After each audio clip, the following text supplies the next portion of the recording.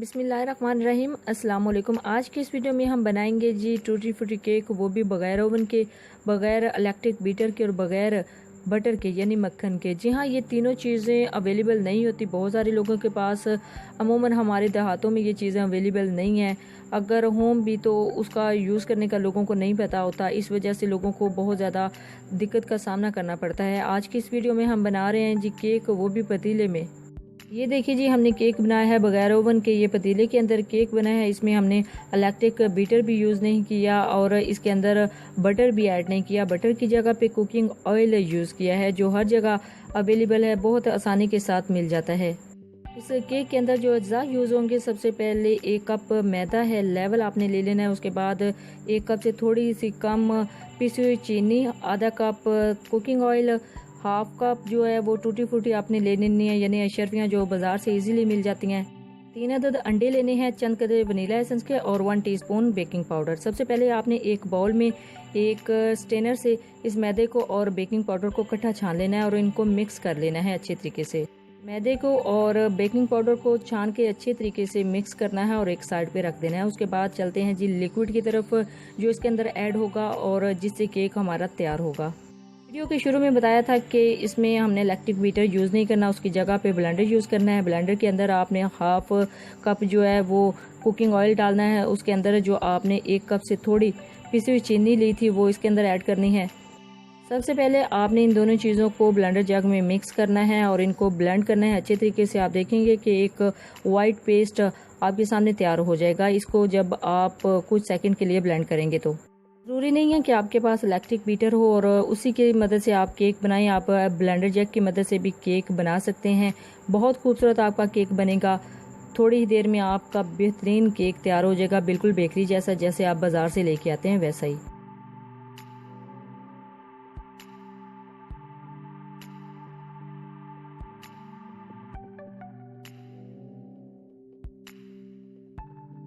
इन दोनों चीज़ों को आपने अच्छे तरीके से मिक्स करना है। मिक्स करने के बाद इसके अंदर 3 अदद जो अंडे मैंने आपको नोट करवाए थे वो इसके अंदर ऐड कर देने हैं। 3 अंडे जब इसमें ऐड करेंगे तो इनको भी अच्छे तरीके से इन दोनों अज़्ज़ा के साथ मिक्स कर लेना है। इसके अंदर ये तीनों चीज़ें डाल के अब आपने अच्छे तरीके से इसको ब्लेंडर में ब्लेंड करना है।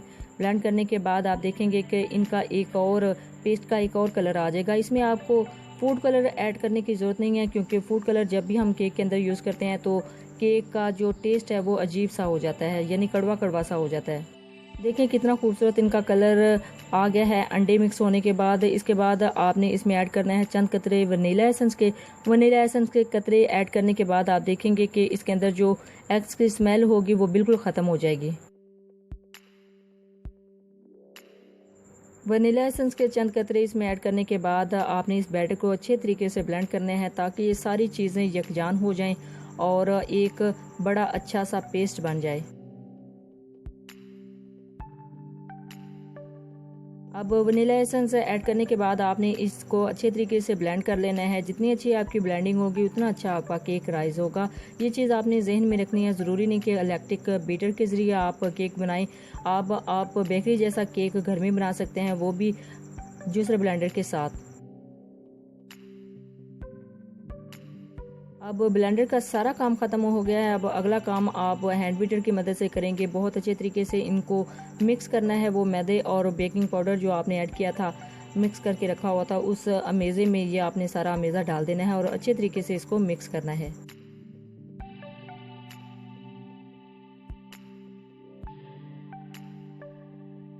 आपकी मिक्सिंग अच्छी होगी तो आपका केक भी बहुत अच्छा बनेगा। आपने इस चीज़ का जहन में रखना है, इसके अंदर गुठलियाँ ना बनी हों। तो अगर आप अच्छे तरीके से इसको मिक्स करेंगे तो ये एक बहुत अच्छा बैटर तैयार हो जाएगा। जग में डालने के बाद मैंने इसको पकड़ लिया है और पकड़ के इसको अच्छे तरीके से मिक्स करना है। इसको बीट करना है हैंड बीटर के साथ। हैंड बीटर की मदद से आप इसको अच्छे तरीके से बीट कर सकते हैं। और देखें कितना खूबसूरत बैटर तैयार हो गया है। केक बनाने के लिए जो अमेज़ा हमें चाहिए था वो बिल्कुल तैयार है।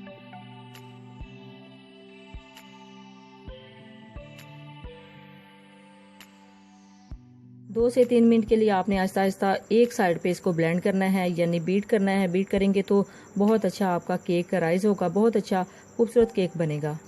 बैटर तैयार करने के बाद अब ये टूटी फ्रूटी केक है तो इसके अंदर अशरफियाँ जाएंगी।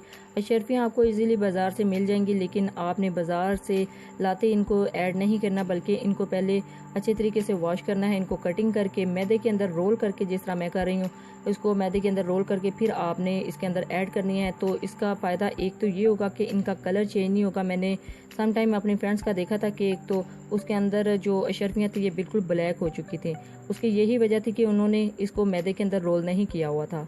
मैदे के अंदर रोल करने का आपको एक तो फ़ायदा ये हो जाएगा कि ये इनका जो कलर है वो बिल्कुल परफेक्ट ऐसे ही आएगा जब केक बन के तैयार होगा। और दूसरा नंबर पे आपके ये जो अशरफियाँ हैं ये मोल्ड के अंदर नीचे सतह पर नहीं जाएंगी। ये जहाँ पे आप इनको रखेंगे ये उधर ही स्टे किए हुएंगी। जब तक आपका केक बेक होके बाहर निकलेगा ये बिल्कुल उसी जगह पर होंगी जहाँ पे आपने डाली होंगी।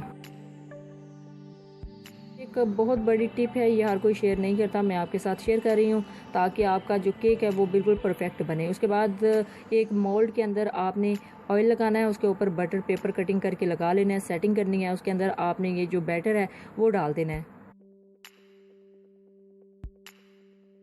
मोल्ड के अंदर थोड़ा सा बैटर लगाने के बाद हम इसके अंदर एक टूटी फ्रूटी की लेयर लगाएंगे, और जब लेयर लगाएंगे इसके ऊपर फिर जो दूसरा बैटर है वो डाल देंगे। और ये जहाँ पे हमने लेयर लगानी है ये यहाँ की यहाँ ही रहेंगी, ये नीचे मोल्ड के नीचे नहीं जाएंगी। आप चाहें तो इसी तरह टूटी फ्रूटी की कुछ और लेयरिंग कर सकते हैं, यानी इसी तरह टूटी फ्रूटी को एक दो मरतबा और भी बिछा सकते हैं, लेकिन मैंने एक लेयर कर ली है। और एक लेयर लगाने के बाद इसके ऊपर सारा बैटर डाल रही हूँ। इस बैटर डालने के बाद सबसे ऊपर जो मेरे पास टूटी फ्रूटी बची हुई हैं काफ़ी ज़्यादा है, वो इसके ऊपर लगा देनी है मैंने।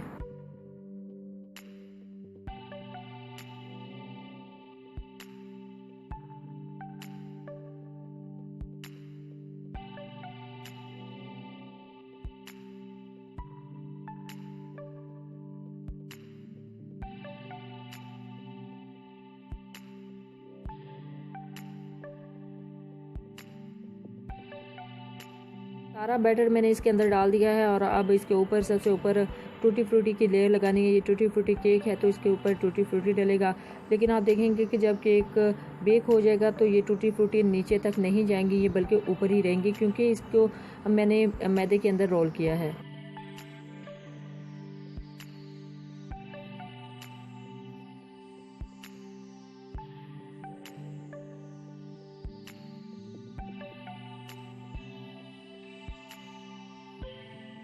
टूटी फ्रूटी की लेयर लगाने के बाद जो बड़ा काम है वो आपने ज़रूर कर लेना है कि इस मोल्ड को अच्छी तरीके से टैप कर लेना है। टैप करने से इसके अंदर जो एयर बबल्स होंगी वो निकल जाएंगी और आपका केक बहुत खूबसूरत तरीके से तैयार हो जाएगा।